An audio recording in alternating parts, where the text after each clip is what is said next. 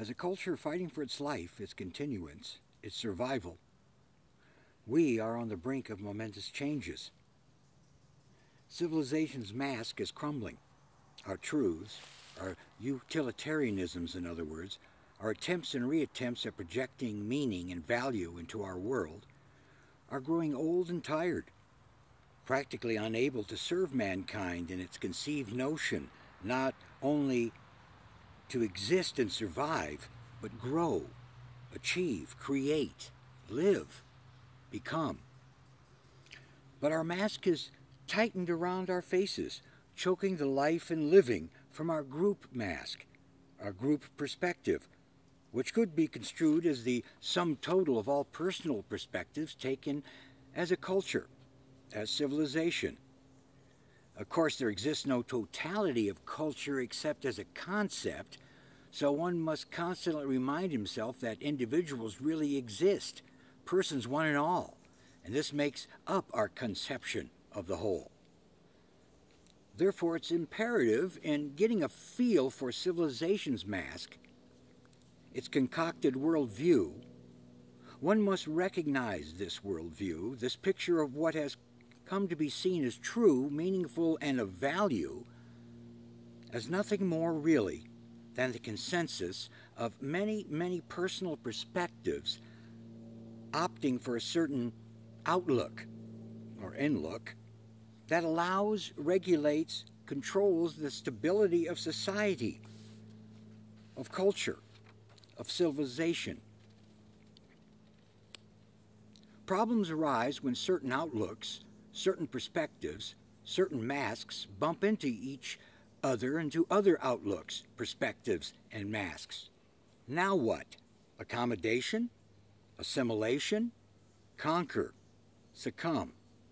It really doesn't seem to matter who wins or who loses.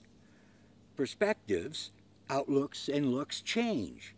Masks must crack, break, grow, or perish from the inability to render life becoming itself. Ironically, it is through this destruction process, this cracking, fissuring process, this molting in a sense, that creative tendencies emerge, virtually simultaneously with this demolition. This destroying process of worn-out values and meanings, signs of a wearing thin, is a vital underpinning and undercurrent to the formation of culture, that is civilization. Now we're back where we began. The mask is seemingly wearing through. Old values and beliefs, life's precious meaning, its sacred meaning is eroding, does erode, will erode, regardless and inevitably. That's life. So how can we cope? Personally and collectively. How can civilization hold up under the constant pressure of change, of becoming, of chaos, of the Dionysian? It can't. The mask will crumble, break, change, erode. It has to. It must. For life and living dictate it will be so. Order is 9/10 chaos, and that 1/10 left over is this thin shroud, our mask, our perspective, our civilization.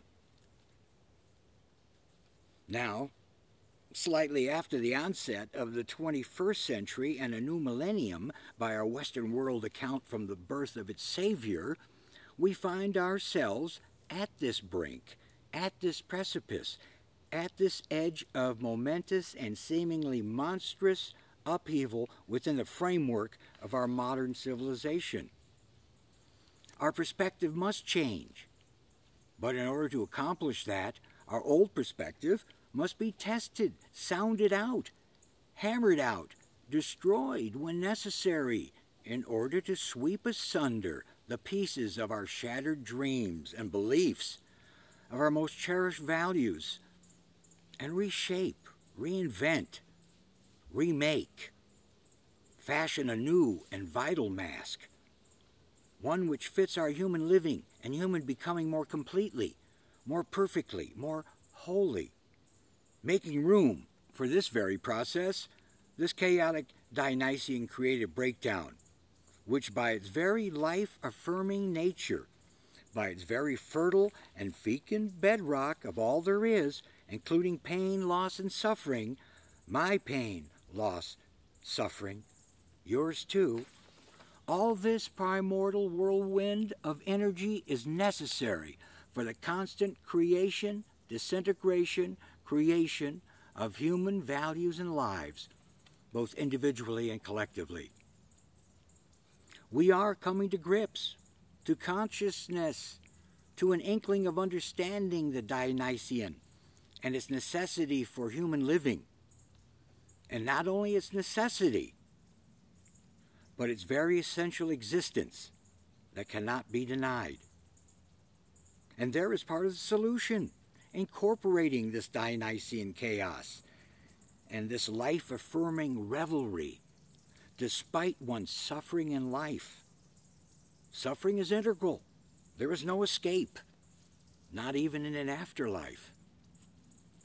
Life, living, is here, now.